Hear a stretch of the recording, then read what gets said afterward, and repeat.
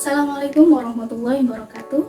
Perkenalkan, nama saya Farah Maulida dengan NIM 224110103012. Kali ini saya akan membahas terkait tentang seorang pengusaha yang cukup masyhur di Indonesia, yakni Nur Hayati Subakar. Beliau merupakan perempuan yang lahir pada tanggal 27 Juli tahun 1950. Yang kini tak hanya menjadi seorang pengusaha, tetapi beliau juga menjadi filantropis Indonesia, yang mana beliau besar di Padang, Sumatera Barat. Nur Hayati menjalani pendidikan tinggi di jurusan Farmasi Institut Teknologi Bandung atau yang kerap kali disebut dengan ITB.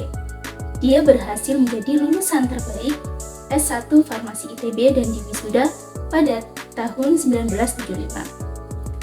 Sesuai dengan jurusan kuliahnya, Nur Hayati memulai karirnya sebagai apoteker di Rumah Sakit Umum Pusat Muhammad Jamil, Padang. Setelah menikah pada tahun 1978, dia pindah bersama sang suami ke Jakarta dan bekerja di perusahaan kosmetik Wella sebagai staf pengendalian mutu. Pengalamannya bekerja di bidang farmasi membuatnya ingin memulai bisnis sendiri. Hingga pada tahun 1985, dia bersama sang suami akhirnya memulai usaha sendiri berbasis industri rumahan bernama Pusaka Tradisi Ibu. Produk pertamanya adalah perawatan rambut dengan merek Putri. 5 tahun kemudian, pada Desember 1990, Nur Hayati berekspansi menambah kapasitas produksi dengan mendirikan pabrik pertama di kawasan industri Cibodas. Lewat pabrik barunya, dia juga mampu menciptakan sejumlah produk dan merek baru termasuk Wardah yang dia luncurkan pada tahun 1995 dan menjadi pelopor kosmetik lainnya berlabel halal. Selanjutnya, PTI juga meluncurkan merek kosmetik lainnya seperti Makeover sebagai kosmetik untuk pasar profesional dan Emina untuk remaja.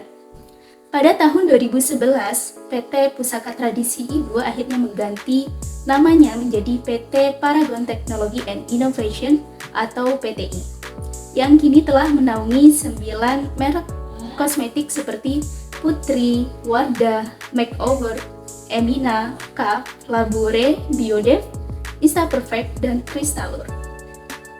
Wardah sendiri menjadi kontributor penyumbang pendapatan utama dengan pangsa 70% dari total pendapatan perusahaan. Paragon sendiri masih berstatus perusahaan tertutup, sehingga valuasi kekayaan keluarga Nur Hayati yang mempekerjakan 12.000 orang itu hanya perkiraan, yang mana majalah ekonomi Forbes menaksir kekayaan Nur Hayati sekitar 1,5 miliar US dollar atau sekitar 24 triliun. Lah, di balik kesuksesan yang dicapai oleh Nur Hayati Subakar juga sebab tawakalnya kepada Allah Subhanahu wa taala dan juga kesederhanaannya yang membuat kita terkesan dengan beliau. Adapun apa yang pernah beliau sampaikan, yakni di dalam Islam tidak ada kejadian tanpa seizin Allah. Dengan ikhtiar, insya Allah akan ada kemudahan dari Allah. Kuncinya adalah kolaborasi dan inovasi dengan tetap menjalankan 5 nilai utama di dalam Paragon, yaitu ketuhanan, kepedulian, kerendahan hati, ketangguhan, dan inovasi. Nur Hayati Subakar juga menambahkan tujuannya menjalankan perusahaan bukan hanya sekedar untuk mencari uang, namun bagaimana kita bermanfaat untuk orang lain.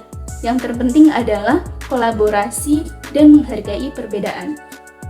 Dari Nur Hayati Subakar kita bisa belajar bahwa dengan ikhtiar, tekun, dan inovasi, maka akan dapat mendatangkan hasil yang maksimal. Begitu yang bisa saya sampaikan terkait Ibu Nur Hayati Subakar. Dari beliau kita bisa belajar bahwa ikhtiar, bahwa kesederhanaan, tawakal itu adalah poin penting dalam menjalani bisnis.